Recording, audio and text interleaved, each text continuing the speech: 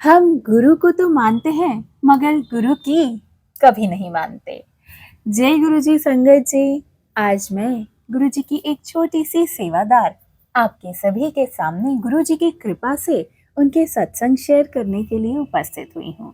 गुरु महाराज की यही कृपा कि हम खुशी खुशी गुरु जी के चरणों में बैठकर और इस प्रकार से सत्संग शेयर कर रहे हैं, गुरु जी की वड्याई कर रहे हैं। इससे बड़ी सेवा, इससे बड़ी ब्लेसिंग, कृपा गुरु जी महाराज की मैं नहीं मानती, क्योंकि मैं एक छोटा सा वो जीव हूँ जिसको गुरु जी हाथ पकड़कर वक्त वक्त पर चलाते हैं। एक वक्त था संग जी, हम सभी ये गलती करते हैं कि हम हमेशा सभी लोग यही कहते हैं कि हम गुरु जी को मानते हैं। आज की बात, आज का सत्संग ही यही है जो हम सबको समझना बेहद जरूरी है। हम हमेशा कहते हैं हम गुरु जी को मानते हैं, लेकिन क्या हम गुरु की मानते हैं? नहीं। मैं भी संगत जी हमेशा यही कहती थी कि हम तो गुरु जी वाले हैं, हम गुरु जी को मानते हैं। मगर आप अपने जीवन में थोड़ा सा झांक कर देखिए कि क्या आप गुरु जी को मानने के साथ साथ गुरु जी की मानते हैं? गुरु जी ने जो जो कहा वो एक अमृत वर्ड्स थे। गुरु जी के सभी वचन अमृत वाणी थे संगत जी, जो आज हमारे जीवन का मार्गदर्शन करते हैं। गुरु जी ने जो जो उस समय अपने साधारण शब्दों में, उस समय सशरीर होते हुए अपनी संगत को जो जो बताया, जो जो समझाया, आज वही हमारे लिए ग्रंथ बन गए और वही गुरु जी के वचन हमारे लिए उपदेश हो गए, जिनको अपने जीवन में उतार कर ही हम यह कह सकते हैं कि हम गुरु जी को भी मानते हैं और गुरु जी की भी मानते हैं। तो इस लाइन को अपने जीवन में उतार लीजिए संगत जी, क्योंकि गुरु जी हमेशा ये चीज नोटिस करते थे कि ये सामने वाला बंदा यही हाथ जोड़ता है कि मैं तो गुरु जी वाला हूँ, हम तो गुरु जी को मानते हैं, जय गुरु जी करते हैं। तो संगत जी, क्या आप सोच सकते हैं इस चीज को कि क्या सिर्फ जय गुरु जी कह देने से हम गुरु जी वाले हो जाएंगे? नहीं संगत जी, मेरी छोटी सी बुद्धि में आज ये ख्याल आ रहा था जो मैं आपके साथ साझा करना चाहती हूँ कि संगत जी, जय गुरु जी कह देना सिर्फ गुरु जी वाले हो जाना नहीं है। गुरु जी ने अपने साधारण शब्दों में जो जो वचन दिए, गुरु जी प्रवचन नहीं करते थे, लेकिन हमने यही सुना है कि पुरानी संगत को जो जो बातें समझाया करते थे वही हमारे लिए पुराण और वेद बन गए। और उन्हीं वचनों को हमने अगर अपने जीवन में ना उतारा तो हम गुरुजी वाले कहलाने के लायक नहीं हैं। गुरु वाले तब बना जाता है जब आप गुरु वाले भी हों और गुरु की सुनने वाले भी हों। अगर आप जय गुरु जी कहकर अपने आप को गुरु जी की संगत माने तो ये गलत होगा संगत जी। हमें उस दिन अपने ऊपर गर्व होना चाहिए जिस दिन हम ये कह पाए गर्व से गुरु जी के आगे कि जय गुरु जी, हम गुरु जी की संगत हैं, हम गुरु जी के बच्चे हैं और जो गुरु जी हमें कहते हैं हम उसी को अपने जीवन में उतार लेते हैं। तो संगत जी, गुरु जी ने कुछ बहुत ही दिव्य शब्द ऐसे कहे जिनसे हमें ऐसी सीख मिलती है कि गुरु जी को पता था कि जब वो शरीर छोड़ देंगे तो वो तो कोई प्रवचन नहीं करके गए, कोई मीडिया या ये सब चीजें गुरु जी को पसंद नहीं थी। गुरु जी भी सोशल मीडिया के खिलाफ थे एक तरह से तो, लेकिन आज हमारे पास यही एक साधन बचा है जिससे हम दूर दूर बैठी हुई संगत आपस में गुरु जी की मिलकर वड्याई कर सकते हैं और अपने घरों में बैठकर गुरु जी की कृपा का वर्णन हम कर सकते हैं। और यही सत्संग करने को गुरु जी हमेशा कहा करते थे कि सत्संग करो इदे नाल तुहाडे कर्म कट देने, ते जेड़ा जेड़ा सत्संग करदा है ਉਹ भी ते जेड़ा सुनदा है ਉਹ भी अपना कल्याण करा लेंदा है। तो गुरु जी की वड्याई करना गुरु जी का सत्संग होता है संगत जी। संगत जी, गुरु जी हमेशा कहते थे कि एक नाव पे सवार रहो। मतलब आज हम उस चीज को अगर कनेक्ट करें तो गुरु जी हमेशा यही कहते थे कि जितना मैंने सुना है, मैंने रघुवीर अंकल के सत्संग में भी यही सुना संगत जी कि गुरु जी सब संगत को उस टाइम कहा करते थे कि एक नाव पर सवार हो, हिकनु मन्नो। संगत जी, अगर हम अनेकों जगह माथा टेकते रहें और अनेकों दरों पर जा जाकर मांगते रहें तो क्या आपको लगता है कि आपको वो भगवान दे पाएगा? इसलिए भगवान हमेशा यही कहते हैं, गुरुजी ने भी यही वचन कहे थे कि हिकनु मन्नो, दर दरते मत्थे ना टेको, दर दरते मंगण ना जाओ। क्यों? क्योंकि पंजाबी में एक वर्ड है ना, हिक खसम सही होता है, चंगा होता है। मैंने रघुवीर अंकल के सत्संग में भी सुना था कि हिक खसम तो मंगो, हिक खसम चंगा होता है, गुरुजी भी कहते थे। तो संगत जी, इसका यही मतलब है कि आपके जो परमात्मा है, जो गुरु है, जो एक होंगे, एक को पूरी चिंता रहेगी कि ये बच्चा पूरी तरह से मेरा है, ये तो कहीं और नहीं भटकता, तो इसकी पूरी जिम्मेवारी मुझे ही उठानी है। इसका खाना पीना, इसकी दवा दारू, इसका शरीर, इसका पति, इसके बच्चे, सबकी देखरेख की जिम्मेवारी मेरी है।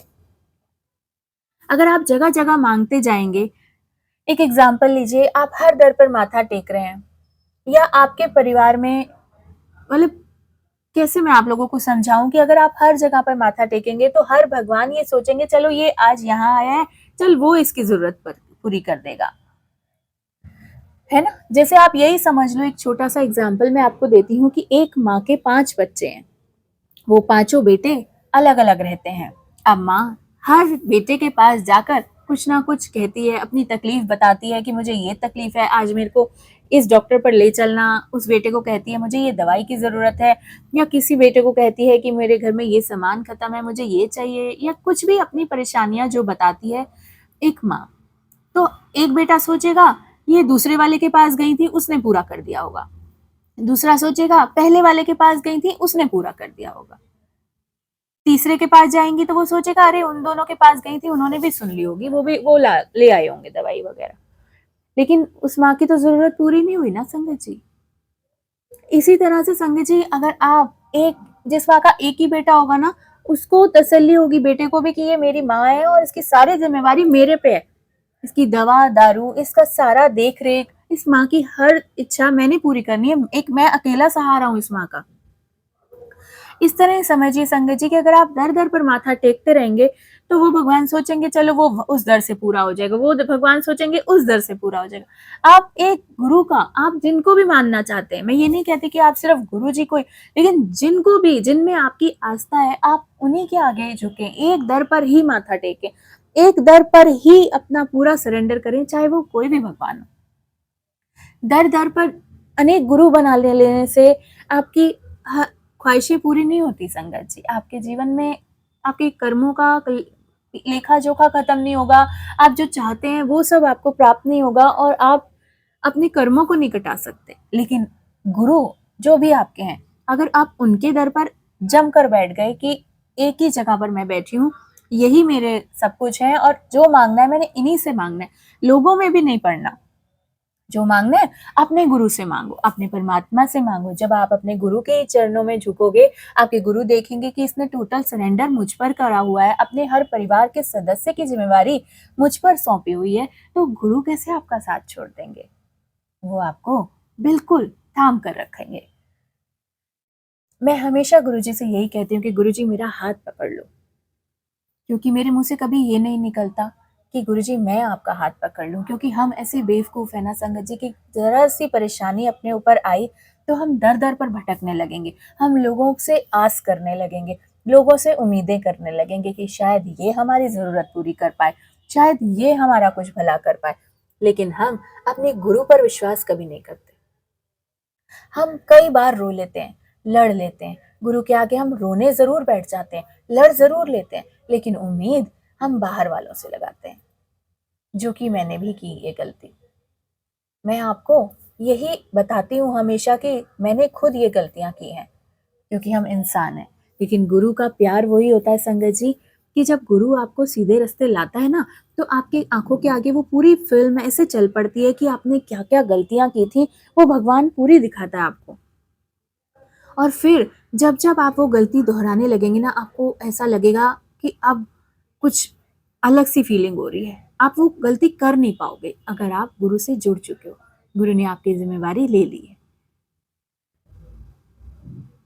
तो इसीलिए संगत जी, हमेशा अपने एक ही गुरु को माथा टेके, एक एक गुरु के लड़ लग के रहिए, उन्हीं से मांगिए, उन्हीं के आगे रोइए, अपनी दिन भर की दिनचर्या अपने गुरु के चरणों में बैठकर बताइए, अपनी अच्छे से अच्छा बीता हुआ दिन और बुरी से बुरी घटना अपने गुरु को बता दीजिए। जिस वक्त आप उनके आगे बैठकर पूरा समर्पण से अपने परिवार के बड़े सदस्य की भांति उनको अपने दुख सुख में साझा होते हैं ना, तो भगवान गुरुजी बहुत खुश होते हैं और वो यही देखते हैं कि ये बच्चा हर चीज मुझ पर छोड़कर कितना निश्चिंत बैठा है और इसकी हर चिंता को दूर करना मेरी जिम्मेवारी है। इसीलिए कहते हैं कि एक मयान में दो तलवारें नहीं रह सकती। ये भी कहीं ना कहीं वही रिलेट करता है कि हमेशा एक जगह माथा टेको। अगर आप दो नावों पे पैर रखेंगे ना, तो आप कभी पार नहीं लग सकते, आप गिरेंगे जरूर, क्योंकि आपको एक नाव अलग दिशा में ले जाएगी और दूसरी दूसरे में, और आपका गिरना निश्चित है। इसलिए बहते जाइए उस तरफ जिधर आपके गुरु आपको ले जा रहे हैं और अपनी मौज में रहिए, सिर्फ सिमरन में लगे रहिए, अपने दिनचर्या के काम कीजिए, अपनी गृहस्थी को अच्छे से संभालिए, प्रसन्न चित्त रहिए, अपने घर का औरा ऐसा बना दीजिए मधुर कि अमृत वाणी का रस उसमें सदा बहता रहे। तो किसी भी तरह की नकारात्मकता की या गलत सोच की, किसी रोग बीमारी की क्या ही औकात। जिस घर में गुरु की इतनी कृपा बरसती हो, अमृत वाणी का रस बरसता हो, जहां ये शक्तियां, गुरु की शक्ति जिस घर में वास करती है ना, वो पहरा देती है अपने उन सभी संगत का, बच्चों का, जिनको वक्त वक्त पर गुरु कहता है ना कि मैं हूं, मेरा तुम, गुरुजी के वर्ड्स बता रही हूँ आपको कि गुरुजी कहते थे कि तुम मुझे याद करो और मैं तुम्हारे काम करूंगा। मतलब गुरुजी ने तो हमें बिल्कुल एक सिंपल रास्ता दे दिया कि सिर्फ तुम मुझे याद करो। गुरुजी ने ना तो कभी ये सब कहा कि बड़े आडंबर करो, बड़े पाखंडों में पड़ जाओ, बड़े संत बन जाओ या पहाड़ों पर जाकर उल्टे लटक जाओ, बड़े सन्यासी बन जाओ। नहीं संगत जी, अगर मैं भी आज इस प्रकार से बैठ के सत्संग कर पा रही हूँ तो मैं कोई संत नहीं हूँ, मैं कोई महात्मा नहीं हूँ। गलतियां हमसे भी होती हैं, गुरु जी के आगे क्षमा हम सब मांगते हैं। यही एहसास मैं आपके आगे प्रकट कर रही हूँ कि जो मैंने अपनी लाइफ से सीखा है, इतनी गलतियां जो मैंने की हैं, जो उम्मीदें लोगों से मैंने की हैं, वो जब तक हम उम्मीदें करते हैं ना दूसरों से, जगह जगह दर पर भटकते रहते हैं, हर दर पर माथे टेकते हैं, हर दर पर मांगने जाते हैं, तब तक एक जगह से भी हमें कुछ नहीं मिल पाता, हम वंचित रह जाते हैं। एक दर पे झोली फैलाओ, एक दर पे जम के बैठ जाओ अपने गुरु के आगे, जहां भी जहां आपकी आस्था हो, तो वो भगवान आपकी झोली भरे बिना रह ही नहीं सकते। इसलिए मैं आपको वो शेयर करती हूँ हमेशा जो गलतियां मैंने की हैं, और मैं चाहती हूँ कि आगे मेरा गुरु परिवार मेरी वाली ये गलतियां ना दोहराए।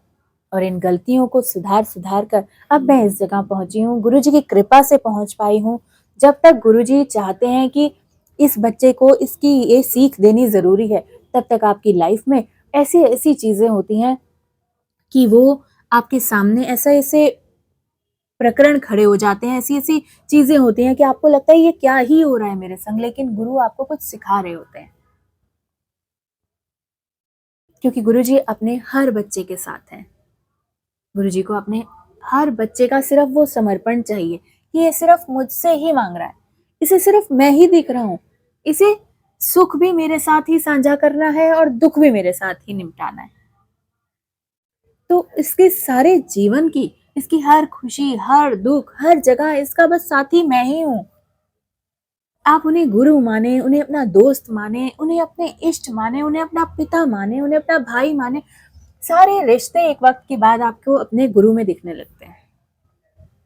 संगत जी, मुझ पर गुरु जी की इतनी मेहर हुई है, मैं कहती हूँ ऐसे जमीन पे गिरी हुई लाश की तरह मेरा जीवन था, और गुरु ने मुझे ऐसे गोद में उठाकर अपने सीने से लगा लिया। हर आने वाली परेशानी जो मेरे कर्मों के हिसाब से मुझ पर आनी ही आनी है, वो मेरे कर्म है। गुरु जी भी 90% हमें अपने ऊपर ले लेते हैं वो कष्ट, 10% जो हमें झेलना है ना, तो आप पर जितनी ज्यादा परेशानियां आ रही है ना, आप शुक्राना कीजिए कि गुरु जी ने आपको सिर्फ वो 10% ही प्रॉब्लम्स दी हैं, 90% उन्होंने अपने ऊपर लिए। तो सोचिए हमारे पिछले कर्म कितने माड़े होंगे। आज के टाइम पे चाहे हम जितने भी संत बन ले, जितने भी गुरुजी कर ले, लेकिन पिछला तो हमें नहीं पता ना संगत जी कि हमने क्या करा होगा, किस जीव को हमने कष्ट दिया होगा, किसके संग हमने कुछ ऐसा किया होगा कि उसने हमें कुछ बददुआ दी होगी, या कुछ कर्म हमारे ऐसे होंगे ना। लेकिन इस कलयुग में, घोर कलयुग में भी हमें हमारे गुरु मिल गए। और शुक्राना, हर लफ्ज से शुक्राना कीजिए, हर सांस से शुक्राना करने की आदत बनाइए संगत जी। गुरु जी को शुक्राने वाले गुरु जी इसीलिए कहा जाता है कि गुरु जी आपके सिर्फ शुक्राना कर देने मात्र से ही खुश हो जाते हैं। क्योंकि संगत जी, बड़ा मंदिर आप जाएंगे ना, बड़े मंदिर में ना तो कोई घंटियां बजती हैं, ना ही कोई पुजारी है, ना ही कोई धूप अगरबत्ती है, ना ही कोई प्रसाद का वितरण होता है। वो एक ऐसा सचखंड है कि इसके पास से गुजर जाने वाला भी सर्वदा भला करा के ले जाता है। जितना अमरनाथ, बड़ी बड़ी धामों में जाकर जो पुण्य प्राप्त नहीं होता होगा, मुझे लगता है मेरे गुरु की शरण में बैठ जाने से मुझे चारों धामों का सुख प्राप्त हो जाता है। संगत जी, मैं कई बार सुनती हूँ मेरा भाई या सभी लोग धामों की यात्रा करने जाते हैं। वो अक्सर केदारनाथ, बद्रीनाथ, अमरनाथ, जगह जगह हर धाम की यात्रा करने जाते हैं। संगत जी, मेरे मन में कभी भी नहीं आता। जिस दिन भी ऐसा भाव आता है ना, मैं अपने गुरुजी की शरण में आकर बैठ जाती हूँ कि लो गुरुजी, आज तो मुझे अमरनाथ के दर्शन हो गए, जय गुरुजी। आज मुझे केदारनाथ में बैठने का मौका मिला, जय गुरुजी। तो इसी प्रकार से सारे धाम, सारे तीर्थ हमारे बड़े मंदिर में है संगत जी, हमारे गुरु की शरण में है। इसलिए क्यों भटक रहे हैं आप मत भटकिए। आप सिर्फ अपने गुरु को टोटल सरेंडर कर दीजिए और हर सांस से उनका शुक्राना करने की आदत डालिए। संगत जी, मैंने लाइफ में क्या सीखा कि मैं बहुत घबराती थी, डरती थी। तो मुझे ये लगता था कि जब हमारे जीवन में कुछ अच्छा होगा, हमें शुक्राना अदा तभी करना होता है। शायद मेरे जैसी सोच कुछ और संगत की भी हो सकती है। मैं आपको अपनी गलतियां गिनवा रही हूँ कि मैंने क्या क्या गलतियां की है। मैं ऐसी गूढ़ बुद्धि रही हूँ, फिर भी गुरु ने मुझे अपनी शरण में रखा, अपने हाथों में उठाकर रखा, वरना मैं तो कब की मर चुकी होती। गुरु ने मेरे बच्चों, पति और मुझे इस तरह से अपनी गोद में बिठाकर रखा, दुनिया का मुकाबला मैं नहीं कर सकती थी। दुनिया के मुंह से ऐसे कटु वर्ड, दुनिया की पीठ पीछे की बातें मैं नहीं बर्दाश्त कर पा रही थी। संगत जी, मेरे मन में ऐसी ऐसी बातें आने लग गई थी कि अपने जीवन को ही खत्म कर लो, क्योंकि ना मैं अपने परिवार वालों का मुकाबला कर सकती हूँ, ना मुझे समझ और बुद्धि है कि मैं क्या ही अगला स्टेप लूं कि इन सबको मैं अपना एक सही फेस दिखा पाऊं कि मैं ऐसी गलत नहीं हूं, मुझे गलत गिना जा रहा है, मुझे क्यों तुम लोग गलत उसमें ले रहे हो। कि मैं अपनी सफाई देने की कोशिश करती थी हर एक को कि नहीं मैंने ऐसे नहीं किया, नहीं मैंने ऐसे नहीं किया। लेकिन गुरु जी ने मुझे उस दुनिया से हटा दिया। संगत जी, मुझे हर तरफ से हटाकर लोगों से, और गुरु जी ने अपनी गोद में ऐसा बिठाया। एक वक्त मुझे लगा कि शायद मैं हूं ऐसी, मैं हूं गलत, शायद लोग सही कहते हैं कि मैं गलत हूं। तभी गुरु जी ने मुझे सब जगह से हटा दिया। लेकिन संगत जी, एक वक्त आता है, आपको एहसास हो जाता है, आपका गुरु एहसास कराता है कि बेटा तू नहीं झेल सकती इस दुनिया को, तू नहीं है, तेरी आत्मा उस चीज में जुड़ने के लिए नहीं बनी है। इसलिए तू बस यहीं बैठ, यही है तेरे सारे धाम, यही है तेरा सारा परिवार, तेरे सारे रिश्ते, हर हर खून के रिश्ते पर से पर्दा उठाया। संगत जी, सब रिश्ते ऐसे ही दिखावे के हैं। संगत जी, आप जब तक खूब अच्छे से रह रहे हैं ना, आपके पास पैसा है, मान सम्मान है, आप लोगों को दे ले पा रहे हो, उनको अच्छा खिला पा रहे हो, आप उनकी आवभगत कर पा रहे हो, रिश्तेदारों की भी, सब चीजों की। मैं किसी को बुरा नहीं कह रही, मगर मैं दुनिया की असलियत बता रही हूँ आपको। जो मेरे साथ बीता है, मैं अपना बता रही हूँ आपकी मेरे पर गुरु की कृपा कैसे हुई है। क्योंकि ये मेरी कहानी नहीं है, मेरे जीवन की वो जीवनी सुना रही हूं मैं आपको, जो मेरे गुरु ने मेरे को अपने चरणों में हर वक्त बिठाकर, अब मेरे सिर पर हाथ रखकर मेरे परिवार को संभाला। संगत जी, मैं खत्म हो गई थी संगत जी, मैं दुनिया की बातों से खत्म हो गई थी। मैं एक वक्त तक रोती थी, घबराती थी, डरती थी कि मुझे लगता था दुनिया कुछ भी बोल सकती है, कुछ भी कह सकती है, इन सबको अधिकार है, जैसे कि हर किसी को कुछ भी कह देने का अधिकार है, बिना कसूर के कह देने का अधिकार है। लेकिन संगत जी, तब कुछ वक्त के बाद एहसास हुआ कि गुरुजी ने मुझे दुनिया से हटाकर अगर अपने सीने से लगा के रखा, तो मेरे को नहीं चाहिए ऐसे रिश्ते, मुझे नहीं जाना दुनिया में। क्या ससुराल, क्या मायका, क्या संगत, क्या रिश्तेदार। संगत जी, मुझे दुनिया से गुरुजी ने बिल्कुल काट के रखा, और मेरे मन से आज ये चीज हटी है कि मेरा ही कसूर था गुरुजी, जो मेरे को आपने सब जगह से हटा दिया। मेरा सवाल होता था कि क्यों नहीं मुझे औरों की तरह जाने का अधिकार, क्यों मैं औरों की तरह सत्संगों में नहीं जा सकती। लोग इतना एंजॉय करते हैं, सब कुछ करते हैं, गुरुजी मेरे से ऐसा क्या कसूर हुआ है जो मुझे इस चीज की परमिशन नहीं है। मगर 13 साल कम नहीं होते संगत जी। 13 साल गुरु की कृपा ऐसे बरसी है, ऐसे बरसी है संगत जी। मैं सच कहती हूँ आपसे कि गुरु जी कहीं नहीं गए संगत जी। आप जहां उन्हें याद करोगे संगत जी, वो उसी वक्त आपको संभालने के लिए आपके घर में आके बैठ जाते हैं। वो आपको हर कष्ट से बचाते हैं संगत जी। आपकी जो भी परिस्थितियां, कैसा कैसा वक्त देखा, और अगर आज सही भी है ना, तो सिर्फ और सिर्फ मेरे गुरुजी की कृपा से संगत जी। आज गुरुजी ने मुझे इतना बना दिया, इतनी हिम्मत दे दी है मुझे कि मेरे पर परिस्थितियों की थपेड़े एक के बाद एक पड़ते हैं, लेकिन अब मैं उनसे नहीं घबराती। मेरे अंदर एक एनर्जी का प्रवाह हो जाता है उसी वक्त, जो मुझे फील होता है अब अपने अंदर की गुरु की शक्ति है तेरे साथ, तुझे कोई नहीं हरा सकता। अगर तू सही है ना, तभी तेरा गुरु तेरे साथ होगा। अगर तू जिस दिन गलत होगी, गुरु तेरे को अपने आप उखाड़ के फेंक देगा। और हकीकत है, मैंने यही मांगा है अपने गुरुजी से, गुरुजी मुझे सही राह पे रखना, क्योंकि मैं नहीं आपकी सेवा से दूर हो सकती। मेरी जिंदगी आप उसी दिन खत्म कर देना जिस दिन आपको लगे कि मेरी गुनाहों का कुछ घड़ा भर रहा है, या आप मुझे अपने से दूर करना चाहते हो इस वजह से, उस दिन मेरा जीवन खत्म कर देना, क्योंकि मैं आपके बिना अपने जीवन की कल्पना नहीं कर सकती। इतना दिया है ना संगत जी, गुरुजी ने इतना दिया है कि मैं बयान नहीं कर सकती आप लोगों से। हर परिस्थिति में संगत जी, जिस वक्त भी मैंने अपने आप को अकेला पाया ना संगत जी, गुरु का रूप बनकर कोई ना कोई मेरे करीब ऐसे आ जाता था। लेकिन मैं हर इंसान को गुरु का रूप बिल्कुल भी नहीं कहूंगी संगत जी, क्योंकि मैंने गुरु जी को साक्षात आते हुए फील किया है। अपने जीवन के हर दुख को, मेरे जीवन के दुखों को ऐसे इकट्ठा करके ले जाते हुए मैंने महसूस किया है। अपने जीवन में खुशियों को ऐसे ले लेके आते हुए, मैं गुरु जी का सेंटा क्लॉज आता है ना, जैसे वो खुशियां लेके, उस तरह से है हमारे गुरुजी। हर वक्त जिस जगह पर गुरुजी का स्वरूप है, मैं कहती हूँ वो संगत धन्य गुरुजी।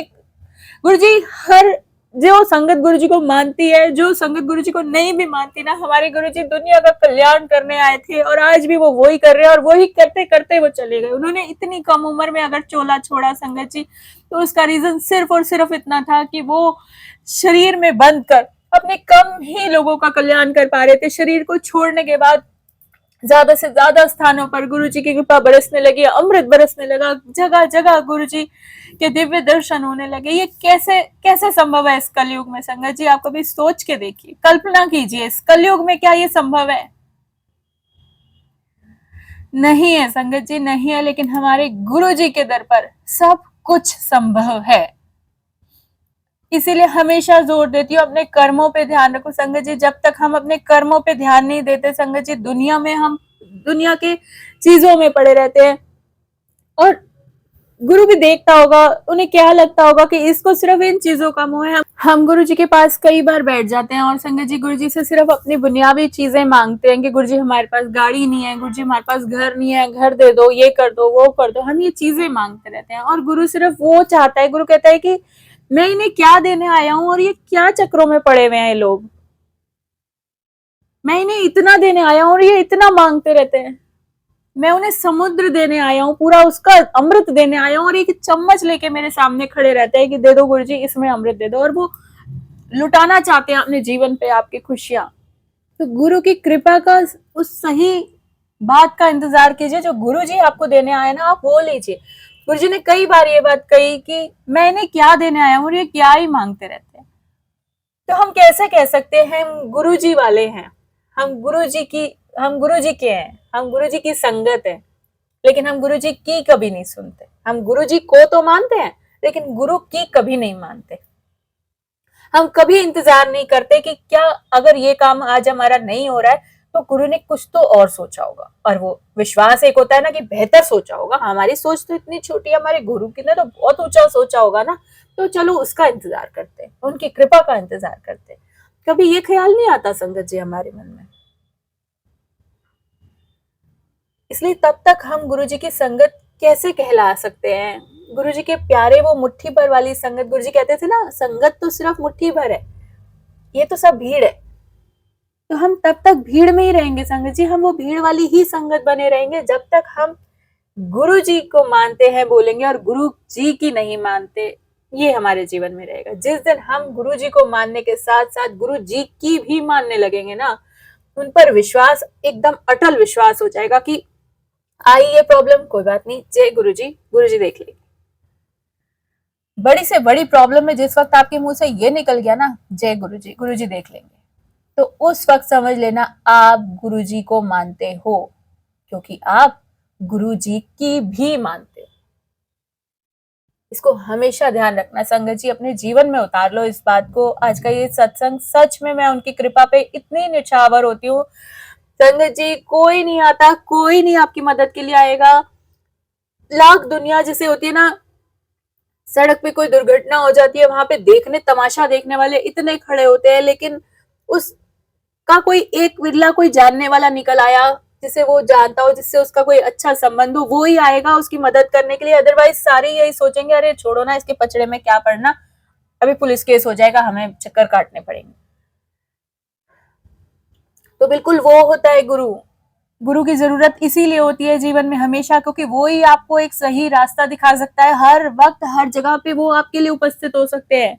गुरु जी के पेंडेंट पहन लेने से, गुरु जी के ब्रेसलेट लटका लेने से जगह जगह, और अपने आप को बस जय गुरु जी कह देने से, मैं बोलूं कि मैं बड़ी संत बन गई, या जय गुरु जी कह देने से, गुरु जी के सत्संग करते रहने से, अगर मैं कहूं कि मैं तो गुरु जी वाली हूँ, मैं तो गुरु जी की बड़ी सेवादार हूँ, नहीं संगत जी, नहीं होता, ऐसे नहीं हूं मैं भी। जब तक हम गुरु जी की नहीं मानते, गुरु जी के कहे हुए वचनों को अपने जीवन में नहीं उतारते, तब तक हमें ये कहने का कोई भी अधिकार नहीं है कि हम गुरु जी को मानते हैं, क्योंकि आप मानते सिर्फ अपने मन की है। इसलिए संगत जी इस बात को हमेशा ध्यान रखिए, क्योंकि गुरु तो आप पे कृपा बरसाने के लिए आपके अंग संग सदा रहते हैं। ऐसी संगत जी एक छोटा सा सत्संग आपके साथ शेयर करती हूँ कि गुरु जी की कृपा सिर्फ संगत पर ही नहीं, वो तो दुनिया के हर बंदे का कल्याण करने के लिए आया है। इसीलिए लोग, दुनिया इतनी दीवानी होती जा रही है गुरु जी की। मेरा जीवन तो इतना आपके सामने अब खुली किताब की तरह है, आपको सब पता चल गया होगा कि मेरे पर गुरु जी ने कैसे कैसे कृपा करी है। तो संगत जी ऐसे ही एक आंटी एक शॉपकीपर के यहाँ जाती है, उनके दुकान पर गुरु जी का स्वरूप लगा होता है। तो वो स्वरूप देखकर वो आंटी कहती है ये किनका फोटो है, ये इनको मैंने कहीं देखा है। तो वो दुकानदार बोलता है कि आंटी ये हमारे गुरुजी हैं। वो कहती है अच्छा गुरुजी हैं, इनको तो मैंने कहीं देखा है। तो वो अंकल बताते हैं कि नहीं आंटी, हमारे गुरुजी ने तो 2007 में ये चोला त्याग दिया था, समाधि ले ली थी। तो वो कहती है नहीं नहीं, आप क्या बात कर रहे हैं, इन भाई साहब को तो मैंने कहीं देखा है। तो वो बड़ा दिमाग लगाती है, वो अंकल मुस्कुरा रहे होते हैं कि क्या ही कह रही है ये आंटी। तो वो नहीं सुनती, वो कहती है नहीं ये इन्हें मैंने कहीं देखा है, आप कैसे कह रहे हो ये चले गए हैं। तो वो अंकल बताते हैं कि नहीं ठीक है बात आंटी आपकी, मैं मान सकता हूँ, क्योंकि हमारे गुरुजी आज भी वक्त वक्त पर समाधि लेने के बाद भी अपनी प्रॉब्लम में आए हुए कुछ भी संगत पे या जिस पर गुरुजी की कृपा हो जाए, गुरुजी उनके पास उपस्थित हो जाते हैं। आज भी गुरुजी को कई जगह देखा जाता है। गुरुजी की कृपा को महसूस करने के साथ साथ हम उनकी साक्षात ब्लेसिंग को हमेशा देखते हैं और निहाल हो जाते हैं उनकी कृपा पर। तो संगत जी वो आंटी बताती हैं कि अच्छा, मुझे बहुत दिमाग पर जोर डालती हैं और उन्हें याद आ जाता है कि कुछ महीनों पहले उनकी मदर को गुड़गांव के मेदांता हॉस्पिटल में एडमिट किया गया था, ये कहकर कि उनकी मदर को कैंसर है और वो बहुत खराब स्टेज पर थी। और इतने में वो बाहर आई और बहुत रो रही थी कि डॉक्टर ने उस टाइम बताया कि मदर के इलाज के लिए उन्हें 8 लाख रुपए की जरूरत है। और संगीत जी वो बाहर आकर बैठती हैं, डॉक्टर के केबिन से बाहर रो रही होती है। तो इतने में एक पीले रंग के चोले में एक महात्मा वहां पर आ जाते हैं और बड़े मुस्कुराते हुए उनके साथ वाली खाली चेयर पर बैठ जाते हैं और वहां बैठकर उनको पूछते हैं कि आंटी की होया, क्यों रोंदी पई है। तो आंटी बताते हैं कि मेरी माँ को कैंसर बताया है और 8 लाख रुपए का खर्चा होगा, मेरे पास नहीं है। तो वो महात्मा जी के ही भेष में थे। तो बताती हैं कि इन्होंने मुझे बोला कि चिंता ना कर, तेरी माँ नु कुछ नहीं होने देते, कुछ नहीं है तेरी माँ नु। और वो बाबा वहीं बैठे रहे और सामने से डॉक्टर अपने केबिन से निकलता है और डॉक्टर बोलता है कि अरे मैम ये तो रिपोर्ट गलत निकल आई, आपकी माँ को तो कुछ भी नहीं है, आपकी माँ तो बिल्कुल ठीक है, इन्हें किसी भी दवाई की या ट्रीटमेंट की जरूरत नहीं है, सॉरी ये गलती हो गई हमसे। और वो आंटी खुशी खुशी अपनी माँ को लेकर जाने लगी और जैसे वो पीछे मुड़ के देखती हैं तो यही वाले जो आपके फोटो में ये बाबा जी हैं जिन्हें आप गुरु जी कह रहे हैं, ये तो वहां पे बैठे हुए थे हॉस्पिटल में। और इन्होंने मुस्कुरा कर मेरी तरफ देखा भी था। उसके बाद मैं थोड़ी आगे गई, पीछे मुड़ के देखा तो ये मुझे नहीं दिखे। तो यही थे वहां पर। आप कैसे कह रहे हैं कि ये समाधि ले चुके हैं? तब वो बताते हैं कि हमारे गुरुजी इसी तरह किसी की भी मदद के लिए आ जाते हैं, और वो संगत, जबकि वो तो गुरुजी को भी नहीं मानती थी, उसके बाद उन्होंने गुरुजी को जब ऐसे देखा कि इस तरह से गुरुजी आए थे साक्षात उनकी माँ को ब्लेस करने, नव जीवन दान देने के लिए, तो सोचिए ऐसी कृपा जहाँ साक्षात भगवान आकर आप पे हाथ रखकर आपको कृपा बरसा कर चले जाए, आपके लव वंस पर उनकी ब्लेसिंग बरसने लगे, आपको हर संकट से आके निकाल दे, तो कौन इंसान होगा जो उनकी कृपा का बखान नहीं करेगा और उनका उन अपने उनके चरणों में अपने जीवन को नहीं छोड़ देगा पूरा। इसीलिए बढ़ रही है गुरु जी की संगत, इसीलिए क्योंकि जगह जगह जो नहीं भी मानते ना, उन पर भी गुरु जी कृपा करें, क्योंकि हमारे गुरु जी है ही बहुत भोले मासूम, और वो इतने दयालु है ना, किसी को भी दुखी देखकर वो वहां पर उसी वक्त पहुंच जाते हैं। बताइए, वो संगत तो कोई गुरु जी को नहीं मानती थी ना, कभी गुरु जी के बारे में सुना, वो तो वहां स्वरूप देखकर भी हैरान हो गई कि ये कौन है, ये कौन महात्मा है, ये तो मेरे को मिले थे, कैसे कह रहे हो आपकी इन्होंने समाधि ले ली। ये सत्संग सुनते हो ना संगत जी, ये एक एक शब्द ऐसा होता है कि आप अपने जीवन में उतार लो उन चीजों को, उनकी कृपा को। कभी भी गुरुजी आपकी मदद के लिए साक्षात आके खड़े हो जाते हैं। अदृश्य शक्तियां गुरुजी के साथ, इतनी शक्तियां गुरुजी की होती हैं कि वो आपके जगह जगह मदद करने के लिए आपके अंग संग रहती हैं। तो यही है मेरे जीवन की सारी कहानी संगत जी, जो कि मेरे को ये कहना ही गलत होगा कि मेरा जीवन, ना तो ये जीवन मेरा है, ना ये सांसें मेरी हैं। मेरे गुरुजी से मैंने सिर्फ यही मांगा है कि गुरुजी, अगर मैं सभी की नजरों में इतनी बुरी बन जाऊं कि कोई भी फर्क नहीं पड़ता, मुझे जितना मर्जी बुराइयां मिल जाए दुनिया से, रिश्तेदारों से, लेकिन जिस दिन आपकी नजरों में मैं बुरी बन गई ना गुरुजी, तो वो बस वहीं से ले जाना। मुझे आगे का जीवन ही नहीं चाहिए जिस दिन मैं अपने गुरु की नजर में गलत होगी। इंसान है, कुछ गलतियां ऐसी कर देते हैं, लेकिन उन गलतियों के पीछे भी जो वजह होगी ना, वो गुरुजी जानते हैं। तो इसलिए हमेशा अपनी गुनाहों की बख्श मांगो। कभी भी हमें ये नहीं सोचना चाहिए कि हम बड़े 16 कला संपूर्ण हैं, हमसे कभी कोई गुनाह नहीं हुआ, हमसे कोई गलती नहीं हुई। ये शुक्राना करो उनकी, उनसे बख्श मांगने के साथ साथ कि गुरुजी, ऐसे गुनहगार को भी अगर आपने बख्श के अपने चरणी लगा रखा है ना, तो ये सारा जीवन आपका है। बस संगत जी, आज मैं अपनी वाणी को यहीं विराम दूंगी। बहुत सी संगत को के कॉल आए मेरे पास, मुझे भी उनसे बात करके बहुत अच्छा लगा। कुछ आंटी के कॉल आए। शुक्राना गुरुजी ऐसा परिवार बनाने का, शुक्राना गुरुजी इस जगह बिठाने का कि मैं कभी नहीं सोच सकती थी कि मैं इस लायक भी होंगी जरा सी भी। लेकिन अब अगर इस प्लेटफॉर्म पे आ पा रही हूँ, आप लोगों के आगे बोल पा रही हूँ, अपनी वाणी में सिर्फ ये मांगती हूँ गुरुजी वो रस भर दो कि मैं अपने हर जीवन की सच्चाई का हर शब्द, सच्चा शब्द मैं आपकी कृपा का बता सकूं, बखान कर सकूं, और दुनिया जाने की गुरु की कृपा कैसे होती है। और गुरुजी, हमारे गुरुजी तो, मैं इस शब्द ही नहीं है मेरे पास उनकी कृपा को और बता पाने की। लेकिन जितना भी गुरुजी मुझे मति देते हैं या जो भी मेरी वाणी से बुलवाएं, मैं वो बोलना चाहती हूँ। लेकिन मुझसे जो भी गलती हो जाए उसके लिए मुझे गुरुजी भी बख्श दें और संगत भी। जय गुरु जी। संगत जी, जो संगत अपना सत्संग शेयर करवाना चाहती हैं या बात करना चाहते हैं, जिनके मुझे मैसेज भी आए थे, तो एक नंबर फ्लैश होगा यहाँ पे स्क्रीन पे, तो आप मुझे कॉल कर सकते हैं, मैसेज कर सकते हैं। बिल्कुल मैं सेवा में हूँ गुरु जी की। और जय गुरु जी। शुक्राना गुरु जी।